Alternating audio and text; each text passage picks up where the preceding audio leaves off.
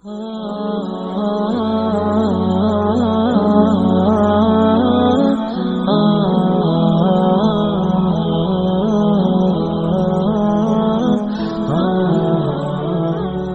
نے آج تک نہیں دیکھا کہ کسی مردے کو سفید رنگ کے علاوہ کسی اور رنگ کا کفن دیا گیا ہو، کالے رنگ کا، نیلے رنگ کا، پیلے رنگ کا۔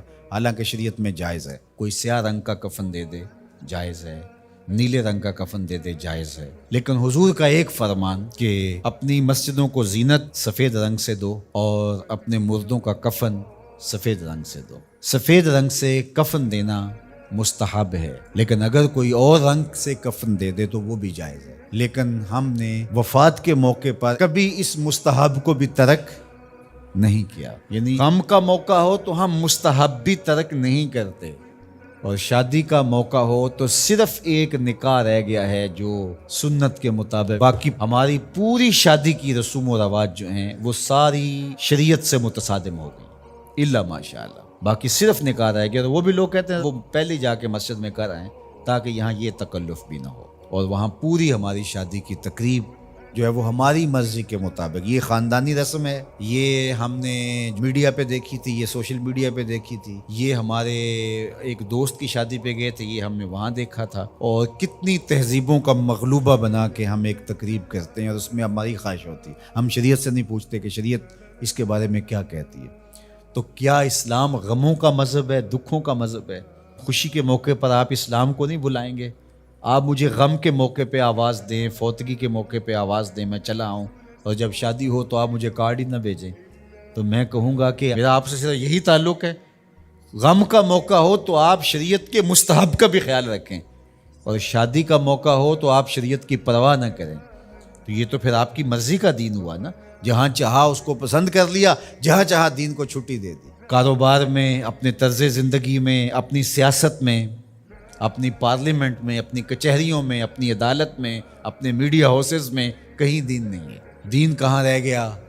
اللہ اکبر۔ اقبال نے جو شکوہ میں کہا کہ اگر مسجد میں صف آ رہا ہوتا ہے تو غریب، دین غریبوں کے پاس رہ گیا۔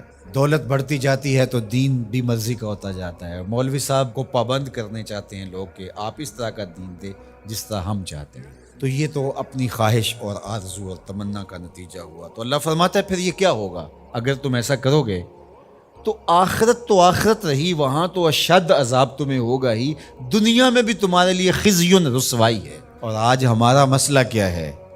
آج ہم نہ دنیا دار ہیں نہ دین دار ہیں۔ کافر تو سیدھے سیدھے کافر ہیں اور اپنا ان کا نظام ہے اور اس نظام کے مطابق چل رہے ہیں، اور ہم کیا ہیں؟ ہم رادے بٹیر اور رادے تیتر۔ کبھی ہم کہتے ہیں ہم مسلمان ہیں اور کبھی کہتے ہیں نہیں، ہم جدید تہذیب کے نمونے ہیں، اور ہم اس صورت کے اندر اپنے آپ کو دکھانا پیش کر رہے ہوتے ہیں۔ تو ہماری شکلیں روز بدلتی رہتی ہیں۔ مسجد میں آتے ہیں تو ہم ٹوپی پہن لیتے ہیں، اور پھر ہم ٹوپی بھی وہیں چھوڑ جاتے ہیں، اور میں کہتا ہوں نماز بھی وہیں چھوڑ جاتے ہیں۔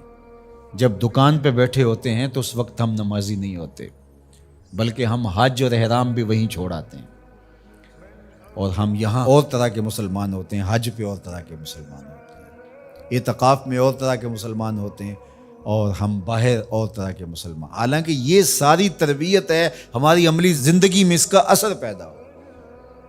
جب سجدہ کریں تو سجدے کا نور لے کے گھر پلٹیں، جب رکوع کرے تو رکوع کا جمال ہمارے ساتھ سفر کرے، جب حج کرے تو حج کا نور ہمارے ساتھ اتر کے آئے اور ہم اس کو معاشرے میں بانٹیں، اعتکاف کا جمال ہماری طبع کے اندر راسخ ہو جائے اور ہمارے اندر جو ہے وہ نور بکھیر دے۔